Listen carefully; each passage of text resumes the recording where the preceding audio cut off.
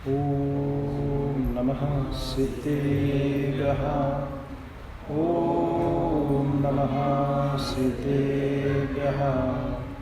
ॐ नमः सिद्धेभ्यः। ओंकारं बिन्दुसंयुक्तं नित्यं ध्यायन्ति योगिनः। कामदं मोक्षदं चैव ओंकाराय नमो नमः। मंगलं भगवान् वीरो मंगलं गौतमो गणी मंगलं कुन्दकुन्दाभ्यो जैनधर्मोऽस्तु मंगलम्। अज्ञानतिमिरान्धानां ज्ञानाञ्जनशलाकया चक्षुरुन्मिलितं येन तस्मै श्रीगुरुवे नमः। यस्य स्वयं स्वभावाप्तिरभावे कृत्स्नकर्मणः तस्मै सज्ञानरूपाय नमोऽस्तु परमात्मने।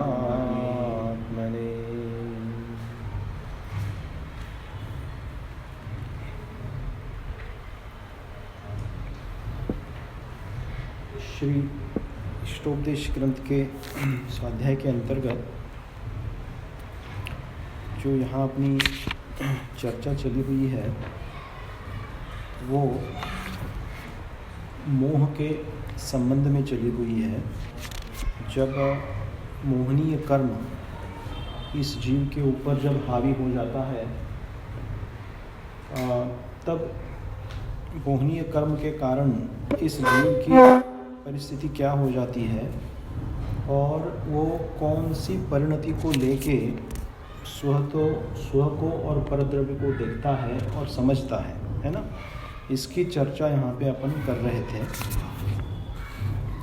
तो पिछले सत्र के भीतर अपन ने देखा हुआ था कि इस मोह के कारण स्व और परद्रव्य इन दोनों के बीच अंतर न करने के कारण जो भिन्नवर्ती परद्रव्य हैं, सर्वथा भिन्नवर्ती परद्रव्य हैं, उनको वो अपने आत्मा के समान मानता है।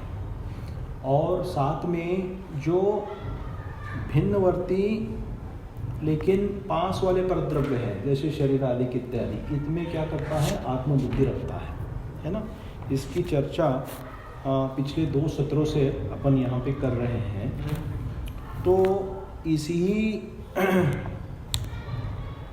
श्रृंखला को आगे बढ़ाते हुए आचार्य देव ये कहते हैं कि शरीरादिक जो पर पदार्थ हैं उन पदार्थों में मोहवान व्यक्ति यानी मूढ़ व्यक्ति यानी भेद विज्ञान से रहित जिसकी परिणति होती है, ऐसा जीव प्राणी के द्वारा किए गए उपकारक एवं हितु यानी जो अपना हित है, जिसमें अपना हित समझता है, वे सब समझे जाते हैं। वे सब प्राणी कैसे हैं इसका उदाहरण के रूप में यहाँ स्पष्टीकरण देते हैं अगले श्लोक के भीतर, है ना। श्लोक क्रमांक 8वां जो है वो पिछले 2 सत्रों में अपन ने किया हुआ था।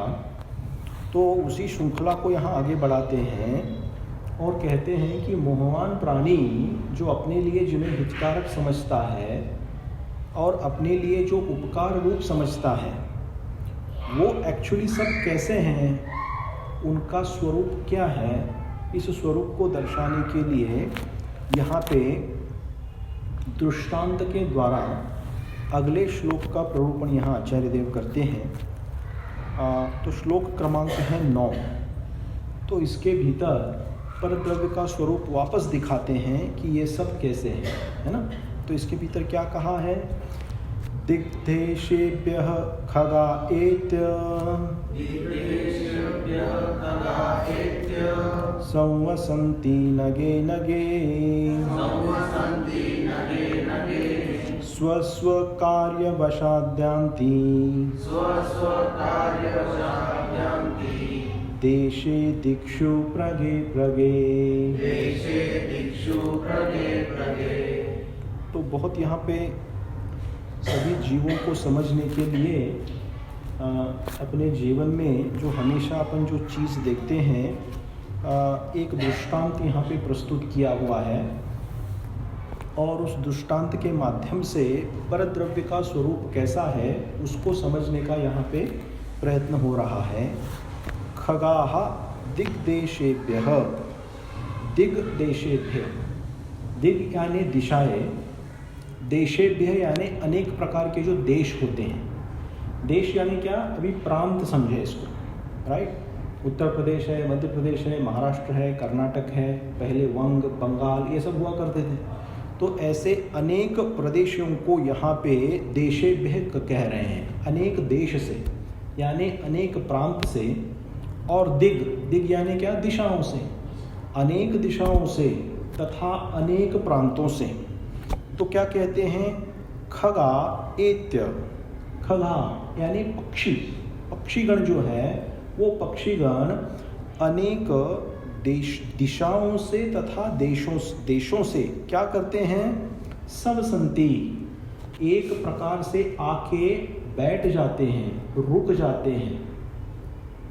कहाँ पे, तो कहते हैं नगे नगे, यानी जो वृक्ष हैं उन वृक्षों के ऊपर ये क्या करते हैं, आके ठहर जाते हैं। संवसन्ति, संवसन्ति यानी मिलित्वा रात्रिम यावन्निवासं कुर्वन्ति, एक रात्रि के लिए क्या करते हैं, निवास करते हैं, जिसको यहाँ टीकाकार महोदय ने समझाया, क्या कहा है, संवसन्ति। एक रात्रि को रुकने के लिए ये क्या करते हैं, पक्षीगण डेरा डालते हैं। अपन देखते हैं ना, कई घोंसले बनाते हैं और जिनके बच्चे नहीं हैं, जो बड़े हो चुके हैं, वो क्या करते हैं, वो वृक्ष पे आके रात को रुक जाते हैं जब रात्रि हो जाती है। और फिर आगे कहते हैं स्व स्व कार्यवशाद्यान्ति, फिर पश्चात में जब क्या हो जाता है, नगे नगे, सॉरी प्रगे प्रगे, कदा कदा, प्रगे प्रगे, प्रातः प्रातः, यानी प्रातः काल के भीतर जब दिन उजड़ जाता है, जब प्रातः काल हो जाता है, तो ये पक्षीजन क्या करते हैं, देशे दिक्षु प्रगे प्रगे, अपने अपने यानी क्या, देशे दिक्षु, किसी भी दिशाओं में उड़ जाते हैं। किस लिए, स्व कार्य वशाद्यान्ति, अपने अपने कार्य से प्रेरित होकर जो भी इष्ट रूप कार्य उन्हें करना है उसको करने के लिए ये पक्षीगण अगली सुबह में क्या करते हैं, उड़ जाते हैं। तो ये दृष्टांत प्रस्तुत किया हुआ है ना। तो इस दृष्टांत के माध्यम से क्या समझा रहे हैं आचार्य देव, तो यहाँ समझा रहे हैं कि भाई ये जो जीवन है, ये जीवन भी कैसा है, ये जो पक्षीगण जो हैं, जैसे वृक्ष पे आके डेरा डाले हुए हैं, वैसे जो परद्रव्य हैं, जो पर पदार्थ हैं, जिन्हें हम उपकारी मानते हैं, अपने हित रूप मानते हैं, उन सभी का यथार्थ रूप से वस्तु स्वभाव क्या है।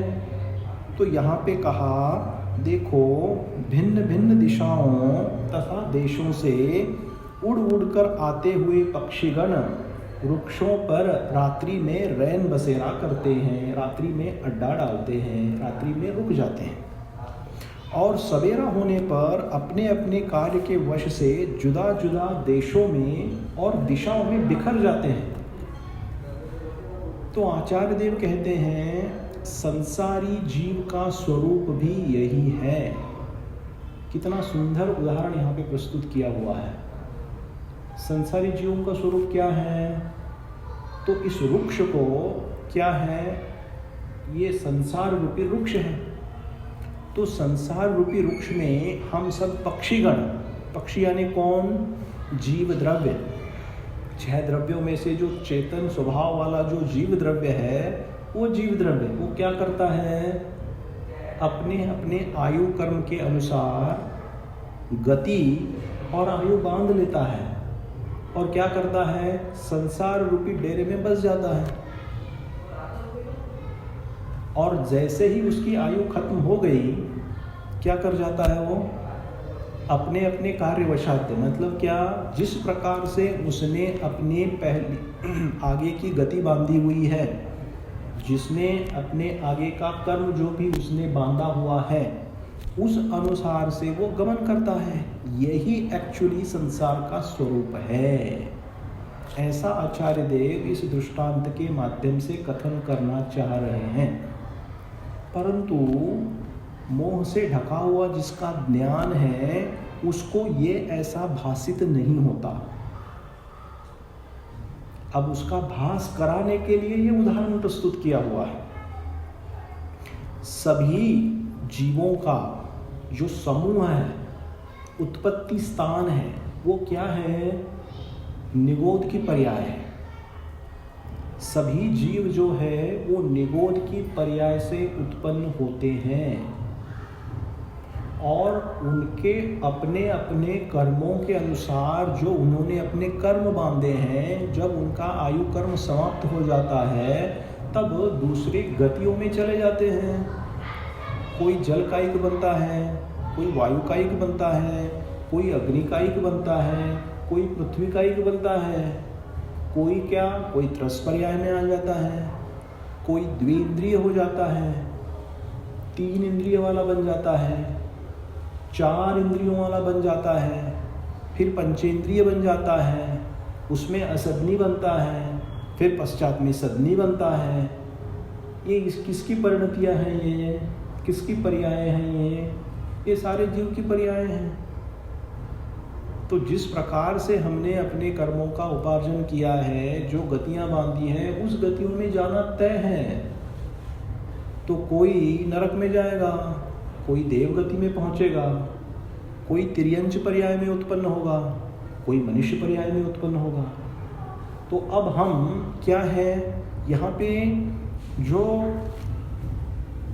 भेद विज्ञान को दिखाने का प्रयास चल रहा है, सारा प्रयास किसका चल रहा है?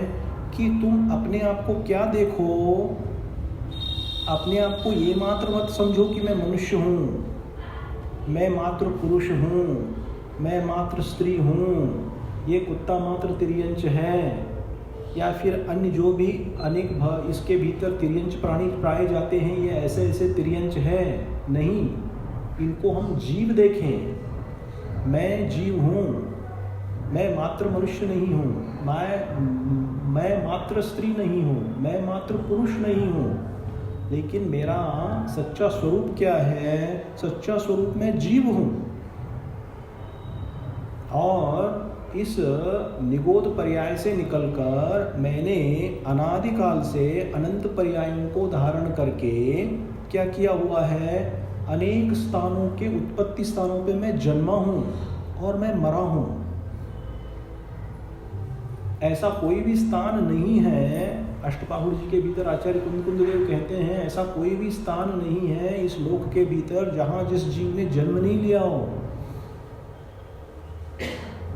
तो वस्तु स्वरूप क्या है भाई? वस्तु स्वरूप तो ये है। तो कहते हैं, भावपाहुर के भीतर आचार्य देव ने लिखा हुआ है कि भाई, मतलब मुनि को संबोधन दे के बोल रहे हैं ये कि हे मुनि, तूने, यानी जीव को भी, अब हम सभी को भी, कि तूने इतनी बार जन्म मरण किया है कि हर एक टाइम जब तू मरा और उसके कारण तेरे माता और पिता का जो दुख हुआ है, उस दुख के अगर आंसू अगर हम सारे इकट्ठा कर लें तो बहुत बड़े बड़े सागर हो जाएंगे।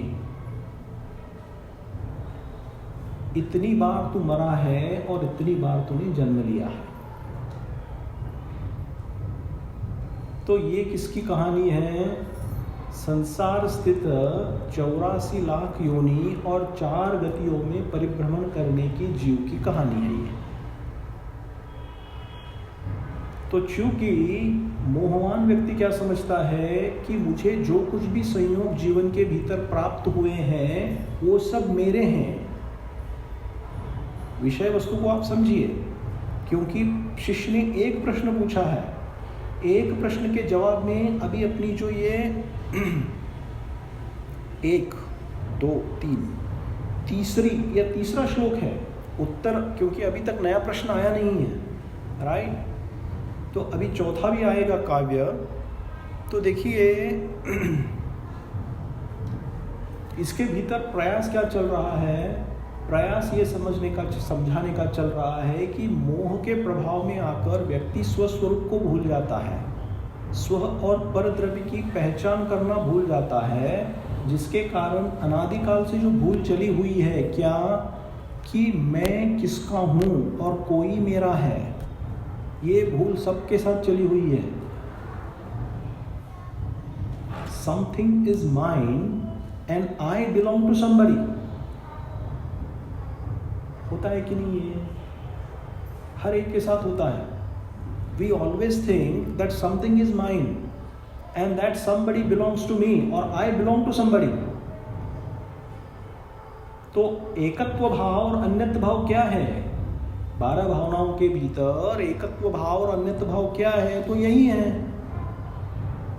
तो यहाँ ये बता रहे हैं कि सारे इस दुनिया के संसार में प्राणी मात्र अकेला ही है, अकेला ही था, अकेला ही रहेगा।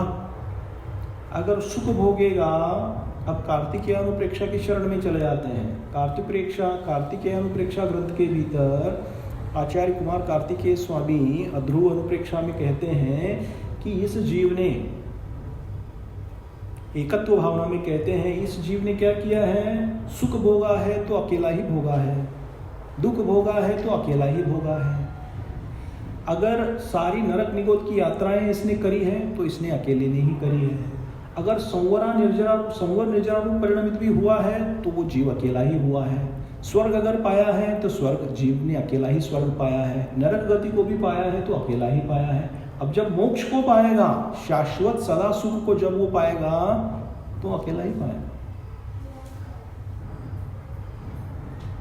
तो वस्तु व्यवस्था क्या है? वस्तु व्यवस्था तो यह है जो आचार्य देव ने सर्वज्ञ देव की वाणी के अनुसार जो वस्तु स्वरूप का प्रवर्तन किया हुआ है, वस्तु स्वरूप तो ये है। लेकिन मोही जीव ये मानता है कि मुझे जो जीवन के भीतर संयोग प्राप्त है वो संयोग सब मेरे हैं और मैं किसी का हूँ। यही मोह भाव है। और जब तक ये मोह भाव परद्रव्य के भीतर जो हमारा छुपा हुआ मोह भाव है, जब तक ये नहीं टूटता है तब तक मोह का अभाव नहीं हो सकता। और जब तक मोह का अभाव नहीं होगा तो सम्यक्त्व की प्राप्ति के कैसे प्रसंग बनेंगे? हम सिर्फ सच्चे देवशास्त्र गुरु को मानते हैं, सो हम सम्यक दृष्टि है, इतना अकेला पर्याप्त नहीं है सम्यक्त्व की परिभाषा, याद रखना। क्योंकि बहुत बार हमें समझाया जाता है कि तुम कुदेव कुगुरु और कुशास्त्र की शरण में नहीं जा रहे हो, उनका तुमने त्याग किया है और सच्चे देव शास्त्र गुरु की शरण में आए हो। इस तो वो एक एस्पेक्ट है सम्यक्त्व का। सम्यक्त्व वो पूरा नहीं है, क्योंकि सच्चे देव शास्त्र गुरु के शरण में आकर उनके कहे गए अनुसार तत्वों का अनुसरण और तत्व दृष्टि अगर हमने विकसित नहीं की तो क्या हम सम्यक दृष्टि हो गए क्या? क्योंकि ये महिमा जो बता रहे हैं, ये किसकी महिमा बता रहे हैं? मोही की महिमा बता रहे हैं, मोहनीय कर्म की महिमा बता रहे हैं। मोहनीय कर्म यानी क्या? दर्शन मोहनी की महिमा यहाँ पे बता रहे हैं। यानी किसकी महिमा बता रहे हैं? मिथ्यात्व कर्म की महिमा बता रहे हैं कि मिथ्यात्व कर्म से दूषित जब जीव का ज्ञान हो जाता है तब ये पर पदार्थ को अपना मानने लगता है, सब कुछ मेरा है और मैं किसी का हूं। तो आचार्य देव कह रहे हैं भाई ऐसा नहीं है संसार का स्वरूप। संसार का स्वरूप तो मात्र ये वृक्ष के जैसा है, और ये जो पक्षीगण इस पे आकर बैठे हुए हैं ये सब जीवराज हैं, हम सभी हैं। हाँ, अब जिस पक्षी का उदाहरण यहाँ पे प्रस्तुत किया हुआ है वो एक रात की बात कर रहे हैं, लेकिन यहाँ पे एक रात की बात कौन सी है? आयु कर्म की बात है। तो किसी ने 40, 50, 60, 70, 80, 90, 100, जिसने भी जो भी आयु कर्म का, जिन्होंने भी जितना भी बांधा है, आयु कर्म के निषेकों का क्षय होने के बाद यहाँ पे ऐसी व्यवस्था है कि जीव यहाँ एक समय के लिए भी इस पर्याय में नहीं रुक सकता। ये व्यवस्था है। यानी क्या है? छूटना निश्चित है। तो जब छूटना निश्चित है तो भाई तुमने औरों को अपना क्यों मान के रखा हुआ है? परमार्थ रूप से ये मेरे हैं, मैं इनका हूँ, ये मेरे साथ हमेशा चलेंगे, ये मेरे साथ हमेशा रहेंगे, ये ऐसा मोह भाव हमने क्यों बांधा हुआ है? और जब ऐसा मोह भाव हमने बांधा हुआ है तो हमारे जीवन के भीतर हमारी स्त्री, फिर हमारा पुत्र, हमारा पति, हमारे माता पिता, जब तक हमारे कषायों की पूर्ति हमारी करते हैं तब तक हमें सब अच्छे लगते हैं। मतलब क्या? कि हमारे अनुसरण से परद्रव्य चले। हमारे अनुसरण के मतलब हमको जैसा चाहिए वैसा वे चले तो भाई हमको ये सुख दे रहे हैं, और हमसे विरुद्ध अगर प्रवर्तन करने लगे हैं तो ये हमें दुखी बना रहे हैं। तो जो सुखी बना रहा है वही तुमको दुखी बना रहा है, और जो दुखी बना रहा है वही तुमको सुखी बना रहा है। तो हमने सुख और दुख की क्या क्या मतलब हमने कल्पनाएं बांध के रखी हुई हैं। और यहाँ पे कह रहे हैं सब कोई अकेला है, यहाँ मात्र संयोग आश्रित अवस्था रहने की है। देखो ये अध्यात्म शास्त्र है ना? तो अध्यात्म शास्त्र के भीतर क्या निवृत्ति का मार्ग बताया जाता है। वस्तु स्वरूप को सामने रखते हुए अध्यात्म के भीतर निवृत्ति का मुख्य रूप से क्या निरूपण चलता है यहाँ पे। तो जब प्रथमान योग के ग्रंथ पढ़ोगे तो वहां पे संदेश अलग है थोड़ा, लेकिन मूल बात एंड में सब क्या है? परद्रव्यों के मोह से अपने को छुड़ाना है। जब तक वो नहीं होता है तब तक हमारा आगे का प्रवास तय नहीं होता है। जो चूंकि वस्तु स्वरूप ये है, लेकिन हमने मान के रखा हुआ है कि भाई सब मेरे आदेश के अनुसार चले जीवन के भीतर, मैं जो कहता हूं वो माने तो ये अच्छा, मैं जो कहता हूं वैसा उसने नहीं किया तो ये बुरा। और यही खेल हम हमारे परिवार के साथ भी खेलते हैं। इसीलिए कोई बेटा बहुत प्रिय हो जाता है। 2-3 बेटे अगर होंगे तो एक बहुत प्रिय लगता है, दूसरा उतना प्रिय नहीं लगता। क्यों? क्योंकि वो तुम्हारी इतनी सुनता नहीं है। जो सुनता है वो अच्छा लगता है, लेकिन हम क्या सोच रहे हैं क्या कि जो हमारा सुनता है वो हमारे कषायों की पूर्ति कर रहा है। तो ये क्या है? ये सब मोह भाव है। तो हमारे इतने सब आचार्य पंचम काल में इतने जा रहे हैं, सब छोड़ छाड़ के घर को क्यों जा रहे हैं? आचार्य जी ने घर क्यों छोड़ा? खाने को नहीं था उनको घर में? माँ बाप ने उनको प्यार नहीं दिया? इतने सब अभी मुनि बन रहे हैं, उनके घर उजड़ गए हैं, उनको माँ बाप नहीं है, उनको कोई प्यार करने वाला नहीं है, उनको कोई देखने वाला नहीं है, उनकी कोई व्यवस्था करने वाला नहीं है, तो इसीलिए कमंडलो पिंची लेके निकल गए। नहीं सोचो, जीवन में उन्होंने इस मार्ग का चयन क्यों किया है? और इसके भीतर अभी सिर्फ वस्तु स्वरूप की पहचान करा रहे हैं, त्याग को कर नहीं बोल रहे हैं, यहाँ छोड़ नहीं बोल रहे हैं सब कुछ। हमारे ज्ञान के भीतर जो भ्रांति पड़ी हुई है, हमने जो भ्रांतियां पाल के रखी हैं, उन भ्रांतियों का निराकरण मात्र यहाँ हो रहा है। आपको ये नहीं कह रहा है कि सबको त्याग दो, आपकी संपत्ति को त्याग दो, घर को त्याग दो, सब भाई बंधुओं को त्याग दो। चले, ये त्याग की बात अलग है, वो चरणानियों के ग्रंथ अलग है। जब हमारे पात्रता आएगी वैसी, वैराग्य की वैसी भूमिका बनेगी, तब त्याग की बात होगी।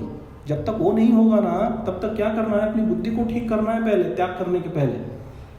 अगर बुद्धि को ठीक नहीं किया और त्याग किया ना, वो त्याग ज़्यादा दिन तक नहीं टिकने वाला है। बहुत उदाहरण है, अभी नहीं, चतुर्थ काल से लेकर उदाहरण है। प्रथमानुयों के ग्रंथों को पढ़ना होगा उसके लिए। तो ये जो व्यवस्था है, वस्तु व्यवस्था, तो वस्तु व्यवस्था तो ये है भाई, लेकिन हमने क्या मान के रखा है, जो मुझे संयोगाश्रित अवस्थाएं प्राप्त है वो मेरी है और मैं किसका हूं। तो ऐसा है तो ये हमेशा हमारे साथ क्यों नहीं चलते हैं, हमेशा हमारे साथ क्यों नहीं आते हैं, हर गतियों में हमारे साथ परिभ्रमण क्यों नहीं करते हैं, उनकी गतिविधियां, उनके कर्म हमसे अलग अलग क्यों हैं? क्योंकि यहाँ पे संसार में साथ में रहने की, संयोग को करने की तो व्यवस्था है, सहने की व्यवस्था नहीं है। यहाँ पे क्या कहा, यहाँ पे संयोग की व्यवस्था है, क्योंकि ये सारे परद्रव्य जनित जो चेतन अचेतन परद्रव्य हमको प्राप्त हैं, हम इनके साथ सबके साथ रह रहे हैं, राइट। ये संयोग आश्रित अवस्था है इस आत्मा की, परंतु शरीर को ही हमने क्या कर लिया है, आत्मा समझ लिया है। और इसके कारण, इसके संयोग से जो कोई भी पर पदार्थ हमें प्राप्त है, उन सब में हमारी आत्मबुद्धि हो गई है कि ये मेरा है और मैं इसकी हूं, वो मेरा है मैं इसका हूं। तो जब रहने की साथ में मात्र व्यवस्था है, सहने की व्यवस्था नहीं है। क्यों नहीं है? जैसे पूर्व में कहा, सुख और दुख अकेला ही भोगना पड़ता है। शरीर को बहुत बड़ी व्याधि लगी तो आप उस व्याधि को ले सकते हो। मेरे पुत्र को अगर बहुत बड़ी व्याधि लगी तो उस पुत्र को व्याधि मैं ले सकता हूँ? नहीं ले सकता हूँ। मैं कम करने का प्रयास जरूर कर सकता हूँ, लेकिन ले नहीं सकता हूँ। क्यों? क्योंकि कर्मों का हिसाब खुद को देना है। ऐसी व्यवस्था नहीं है कि आपके कर्म मैं ले लूं और मेरे कर्म आप ले लो। इसलिए ऊपर कोई चलाने वाला, बैठने वाला अपने धर्म में कोई नहीं है। वैदिक धर्म में और अपने धर्म में यही अंतर है सबसे बड़ा। आत्मा में वो भी विश्वास करते हैं, परद्रव्य में वो भी विश्वास करते हैं। वो बोलते हैं शरीर अलग है, वो भी गतियां, नरक सब मानते हैं, स्वर्ग मानते हैं, आत्मा का अस्तित्व का वे भी स्वीकार करते हैं। लेकिन वे क्या कहते हैं कि कोई चलाने वाला बैठा हुआ है ऊपर, सब वो चला रहा है, मैं कुछ नहीं कर रहा हूँ। और जिन शासन कहता है कोई चलाने वाला कोई नहीं है, तू स्वयं चलित है, तू ही जीव द्रव्य है, तू ही अपने आप को बना सकता है, तू ही अपने आप को बिगाड़ सकता है। और आज जो हम बोलते हैं, आज को जो भी कार्य होता है ये भाग्य के अनुसार से होता है, भाग्योदय से है सब, भाग्य के अनुसार। तो भैया भाग्य से होता है, भाग्य तो मैं पूछता हूँ, भाग्य किसने बनाया? पार्श्वनाथ भगवान ने बनाया, आदिनाथ भगवान ने बनाया। भाग्य किसने बनाया है? भाग्य जीव ने स्वयं ही पूर्वकृत जो कर्म किए हुए हैं, वो कर्म इस वर्तमान के भीतर भाग्य बन के उत्पन्न होते हैं। होते हैं कि नहीं? तो और आज का जो वर्तमान है, आज जो हम चॉइसेस कर रहे हैं, जैसा जी रहे हैं, जो कुछ भी कर रहे हैं, वो अगला भव के भाग्य हम अभी बना रहे हैं। तो भाग्य बनाने वाले भी हम ही हैं। तो यहाँ पे आचार्य देव कह रहे हैं, भाई वस्तु स्वरूप जो व्यवस्था है तो ये है, संयोगाश्रित अवस्थाएं जरूर है। व्यवहार में से सारे जो संबंध बंधुजनों के भीतर घटित होते हैं, सारे जो आप्तेष्टों के भीतर घटित होते हैं, गुरु शिष्य परंपरा के भीतर घटित होते हैं, वे सब व्यवहार में से, उपचार से वे संबंध संयोग आश्रित मात्र संबंध है। कोई किसी का करने वाला नहीं है, कोई किसी को धरने वाला नहीं है। वस्तु स्वरूप तो ये है। तो इसी को क्या फिर देखो, 12 भावनाओं के अंदर अपन 12 भावनाओं में पढ़ते हैं, तो हमने परद्रव्य को अपना मान लिया है। तो अध्रुव अनुप्रेक्षा के भीतर कहते हैं, कहाँ गए चक्री जिन जीता भरत खंड सारा। पढ़ा है आपने? ये बहुत सुंदर 12 भावना है।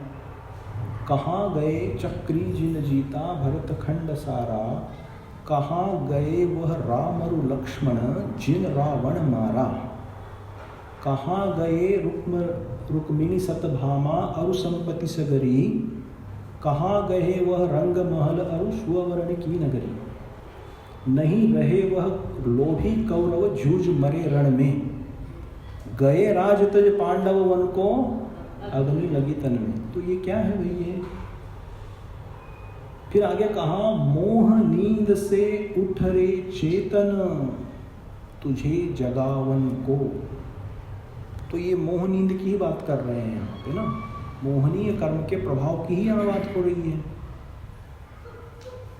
तो यहाँ बोल रहे हैं, मोह नींद से उठ रे चेतन, तुझे जगावन को, हो दयाल उपदेश करे गुरु, 12 भावन को।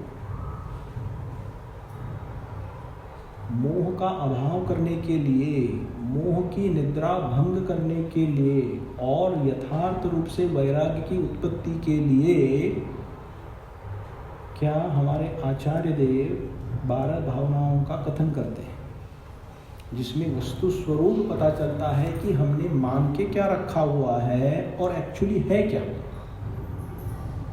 तो इसीलिए मोही जीवों के भीतर हमेशा परिणति क्या चलती है? परिणति यही चलती है कि पुण्योदय से जो भी संयोग मुझे प्राप्त है वो सब मेरे हैं, और उसको लेकर सुख और दुख की कल्पना हम बांधते रहते हैं। ये मुझे ऐसा हुआ, ऐसा मिला तो मुझे सुख मिलेगा, और ये मुझसे दूर चला गया या फिर मुझे ये नहीं हुआ तो मुझे दुख होगा। सुख और दुख क्या है? ये राग जनित भ्रांतियां हैं, राग और द्वेष जनित कल्पनाएं हैं। इसीलिए आचार्य देव कहते हैं, जब यह बात है क्या कि यहाँ अभी टीकाकार महोदय कहते हैं कि नर, तिर्यंच, फिर उसके पश्चात देवगति, मनुष्य गति, इसमें सब जीवों का आना जाना, आवागमन हमेशा आता जाता रहता है। जब ऐसी अवस्था है, अपने कर्मों के अनुसार ये अपने अपने स्थान में चले जाते हैं। तो हे भद्र, जब यह बात है तो हित रूप से समझे हुए, सर्वथा अन्य स्वभाव वाले स्त्री आदिक में तेरी आत्मा व आत्मीय बुद्धि कैसे चल रही है? पर पदार्थ को तू हमेशा अपना जो मानता आ रहा है, क्या ये सही है? क्या ये तेरा विचार सही है? क्या ये तेरा श्रद्धान सही है? क्योंकि ये वस्तु स्वरूप से विसंगत है। ये क्या कहा था? 4 संज्ञाएं हैं ना जीव को लगी हुई, और ये संज्ञाएं जीव को अज्ञानी बनाती है, यथार्थ रूप से वस्तु स्वरूप को देखने नहीं देती है। तो इसीलिए कह रहे हैं, यदि शरीरादिक पर पदार्थ तुम्हारे स्वरूप होते हैं तो वो अवस्थांतर को कैसे प्राप्त हो जाते हैं? यानी उनमें चेंज। द्रव्य क्या है? जो द्रव्य वो है जिसमें क्या है? गुण और पर्याय हैं। उत्पाद वे द्रव्य उत्तम सब कहा हुआ है ना तत्वार्थ सूत्र में। तो क्या है? तो यहाँ पे अवस्थांतरित हो रहा है, यानी पदार्थ का स्वरूप बदल रहा है ना, पर्याय बदल रही हैं। तो अगर ये तेरे हैं तो इनकी पर्यायें क्यों अनंत अवस्थांतर को प्राप्त हो रही हैं? यदि ये तुम्हारे स्वरूप नहीं अपितु तुम्हारे होते तो प्रयोग के बिना ही ये जहाँ चाहे कैसे चले जाते हैं। हम क्या चाहते हैं क्या कि हमारे जो सगे हैं, संबंधी है, माता है, पिता है, भाई है, बंधु है, बहन है, हम चाहते हैं क्या कि इनसे हमारा वियोग हो? कोई नहीं चाहता है। सब चाहते हैं कि हम सब साथ में मिलकर चलें। होता है क्या ऐसे? नहीं होता है भाई। क्यों? हम सब पक्षी हैं, इस रात के लिए रुके हुए हैं बस। ऐसा अगर वस्तु स्वरूप हमने देखना अगर सीखा तो मोह रूपी कर्म जो है, मोह रूपी जो आवेश है, उस आवेश को स्थगिति दे सकते हैं। तो मोह को घटाने की यहाँ बात चल रही है, वस्तु स्वरूप के अनुसार उसको देख के परख के कि हमने क्या माना हुआ है और एक्चुअली में स्वरूप क्या है। तो इसके अनुसार से जब हम ऐसा करते हैं तो कहते हैं मोहनी पिशाच के आवेश को दूर हटा, और यथार्थ रूप से जो वस्तु स्वरूप है उसको देखने की चेष्टा कर। यानी यथार्थ में जो वस्तु स्वरूप है उसके अनुसार अपनी बुद्धि बना ले। इससे क्या होगा? मोह कम होगा। मोह कैसे टूटेगा? वस्तु स्वरूप की पहचान करके तो मोह टूटने वाला है ना, तो अपने आप मोह थोड़ी टूटने वाला है। इसी बात का पुष्टिकरण अध्रुव अनुपेक्षा के भीतर आचार्य कुमार कार्तिकेय स्वामी देते हैं। वे क्या कहते हैं? पंथे पहिय जनानम जह संजवो हवे ही क्षण निमित्तम बंधु जनानंच कहा संजाओ अध्रुवो हुई। सारे ही पदार्थ जीवन के भीतर कैसे हैं? अध्रुव है, अनित्य है। पर्यायार्थिक नय से दो दृष्टियां होती हैं, एक पर्यायार्थिक दृष्टि और एक द्रव्यार्थिक दृष्टि। पर्यायार्थिक दृष्टि से जब हम वस्तु स्वरूप देखते हैं तो हमें क्या नजर आता है कि कोई भी चीज दुनिया के भीतर शाश्वत नहीं है। इसी को पहली भावना कही हुई है ना, अध्रुव भावना, जिसे क्या कहते हैं? अनित्य अनुप्रेक्षा कहते हैं ना अपन। अनित्य अनुप्रेक्षा का दूसरा नाम क्या है? अध्रुव भावना, यानी ध्रुव रूप, यानी सतरूप, हमेशा चलने रूप, शाश्वत रूप इस दुनिया में कोई भी वस्तु नहीं है। तो कैसे हैं? तो कहते हैं जिस प्रकार पंते पहिए जनानम, मार्ग में जो पथिक चलता है, हम शिखर जी चले जाते हैं, शिखर जी पहाड़ चलने चले जाते हैं सुबह सुबह, तो साथ में अपने को बहुत साधर्मी जनों का सहवास मिल जाता है, क्योंकि वो भी क्या है, पहाड़ चढ़ने के लिए आए हुए हैं। तो उनको बोलते हो कि हमारे घर चलो, हमारे साथ रहो। अभी अपनी पहचान हो गई, चलो अपन साथ में चलते हैं। क्या है? पंते पहिए जनानम जह संजावो हवेवी क्षणमित्तम। क्या है? ये क्षण मात्र के हैं सब। जिस प्रकार पंथ के जाते हुए, मार्ग में जाते हुए पथिक जनों को जो बाकी के लोग मिल जाते हुए हैं, उनका संयोग कैसा है? क्षण मात्र है। वैसा ही क्या जानो? बंधु जनानंच कहा, बंधु जनों को, यानी अपने जो माता पिता पुत्र स्त्री पति भाई बहन आप्तेष्टजन परिवार मित्र जब जो मिले हुए हैं उनको क्या जानो? उनको ऐसे क्षण भंगुर जानो। यही स्वरूप है। लेकिन ऐसी बुद्धि हमारी चलती है क्या? नहीं चलती है। जब हमें लगता है इनका वियोग हो रहा है, अब तो वियोग हुआ नहीं है, ऐसे प्रसंग बन रहे हैं कि शायद वियोग हो सकता है, तब देखो अपन अंदर से कितना अपने परिणाम कितने क्लिष्ट हो जाते हैं, कितने आतुर हो जाते हैं, कितने बिखर जाते हैं, कितनी आकुलता को हम लिए हुए रहते हैं। तो ये क्या है सब? वस्तु स्वरूप का अतत्व रूप श्रद्धान है ये सब। वस्तु स्वरूप ये नहीं है। तो इसी चीज को यहाँ आचार्य देव ने बहुत सुंदर तरीके से यहाँ पे समझाया है हम सभी के लिए कि भाई ये जो जीवन है ये क्षण भंगुर है। सारे निमित्त जो हमें प्राप्त है, सारे संयोग जो प्राप्त हैं, वो भी कैसे हैं? क्षण मात्र के लिए है। इसीलिए यथार्थ रूप से वस्तु स्वरूप की हम पहचान करना सीखें और उसके अनुसार से अपनी बुद्धि चलाएं, उसके अनुसार से अपनी श्रद्धा करें और मोह का अभाव करने की कोशिश करें, जो भेद विज्ञान के आधार से हमें हो सकती है। वो दृष्टि हमें आगम ज्ञान से ही मात्र प्राप्त हो सकती है। एक बार सुनने से प्राप्त नहीं होगी। एक बार से क्या होगा?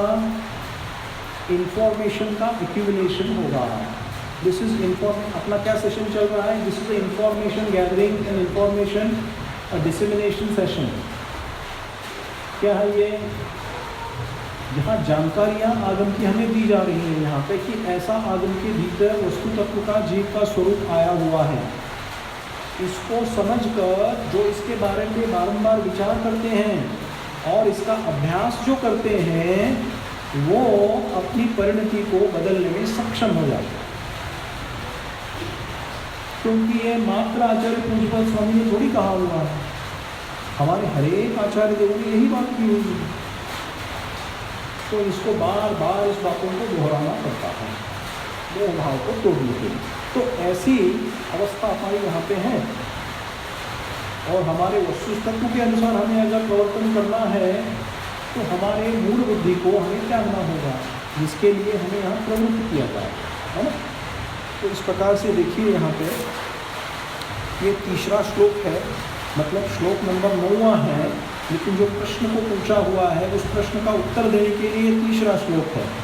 अब आगे भी इसी के संबंध में और एक उत्थानिका है और 10वां क्रमांक का श्लोक है, जो भी अपने आप में इसी के जैसा बहुत सुंदर है, बहुत महत्वपूर्ण है ये भी श्लोक, है ना।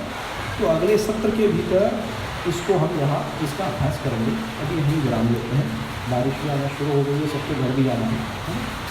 जैनम जय प्रशासन, जैनम जय प्रशासन।